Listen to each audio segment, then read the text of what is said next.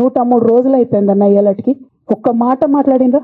కేసీఆర్ గారు దగ్గర నుంచి కమ్యూనికేషన్ రావాలని నేను ఎక్స్పెక్ట్ చేయలే. వారు పెద్దవారు, వారికి అనేకమైన పనులు ఉంటాయి.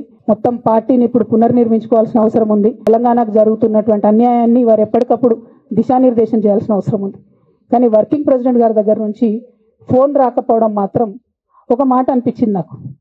నేను కేసీఆర్ గారి బిడ్డను, నేను కూర్చొని ప్రెస్ మీట్ పెడితేనే రెస్పాన్స్ రాలేదంటే మరి ఇంకో మామూలు మహిళా కార్యకర్తకు బీఆర్ఎస్ పార్టీలో మన అన్యాయం జరిగితే రెస్పాన్స్ వస్తుందా? నాకైతే అనిపించలేదు. వస్తుందేమో నాకు తెలియదు. కానీ నేను ఒక మాటకు నాకు సంతోషం అనిపించింది.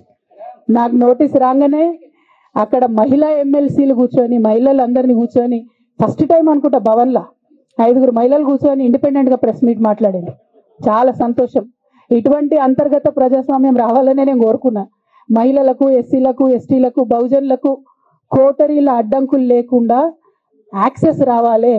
అది మైక్కి యాక్సెస్ రావాలి, బాస్కి యాక్సెస్ రావాలనే నేను అనుకున్నా. అది జరిగింది. చాలా సంతోషం. దాన్ని సస్పెండ్ చేసినాక అయినా పర్లేదు, కానీ జరిగింది. నిన్న మహిళలందరూ కూర్చొని మాట్లాడే నేనేమంటున్నా అంటే 103 రోజులు అయిపోయిందన్న ఇయ్యాలటికి ఒక్క మాట మాట్లాడినరా?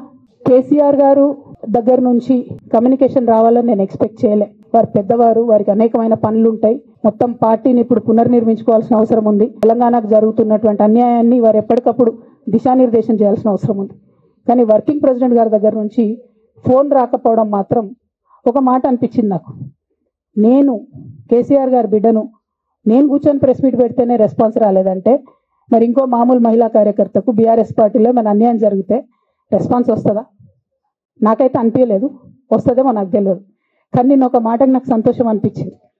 నాకు నోటీస్ రాగానే అక్కడ మహిళా ఎమ్మెల్సీలు కూర్చొని, మహిళలందరినీ కూర్చొని, ఫస్ట్ టైం అనుకుంటా భవన్లో 5 మహిళలు కూర్చొని ఇండిపెండెంట్గా ప్రెస్ మీట్ మాట్లాడింది. చాలా సంతోషం. ఇటువంటి అంతర్గత ప్రజాస్వామ్యం రావాలనే నేను కోరుకున్నా. మహిళలకు, ఎస్సీలకు, ఎస్టీలకు, బహుజనులకు కోటరీల అడ్డంకులు లేకుండా యాక్సెస్ రావాలి.